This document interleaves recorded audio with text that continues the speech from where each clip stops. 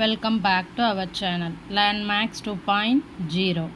இப்போ நம்ம என்ன சம் பார்க்க போகிறோம்னா டிஎன்பிஎஸ்சியில் குரூப் 4ல் கேட்ட சம்மை தான் பார்க்க போகிறோம். அதாவது என்ன கொடுத்துருக்காங்க, ஒருவரின் மாத வருமானம் ரூபாய் 28,000 மற்றும் அவர் பொழுதுபோக்கிற்காக அவருடைய வருமானத்திலிருந்து 7% செலவிடுகிறார் எனில் அவர் பொழுதுபோக்கிற்கு செலவிடும் தொகை என்ன அப்படின்ட்டு கேட்டிருக்காங்க. அதாவது ஒருத்தருடைய மந்த்லி இன்கம் கொடுத்துட்டாங்க 28,000. அதில் அவர் என்டர்டைன்மெண்ட்டுக்காக 7% அந்த வருமானத்திலிருந்து அவர் செலவு பண்ணுறாரு. அப்படின்னா அவர் அந்த என்டர்டைன்மெண்ட்டுக்காக செலவிடக்கூடிய தொகை அமௌண்ட் என்ன அப்படின்ட்டு கேட்டிருக்காங்க. அதாவது பர்சன்டேஜில் கொடுத்துட்டு அமௌண்ட் என்ன அப்படின்ட்டு கேட்டிருக்காங்க. அப்போ பொழுதுபோக்கிற்கு ஆகும் செலவு ஆகும் தொகைன்னு கூட எழுதிக்கிடலாம்.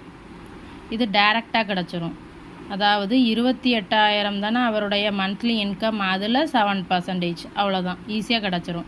7%னால் நம்ம எப்படி எழுதுவோம், 7/100. ஸோ இதை இப்போ நம்ம அடிச்சுட்டு 280 7ஆல் மல்டிப்ளை பண்ணிட்டோம்னா நமக்கு கிடச்சிரும்.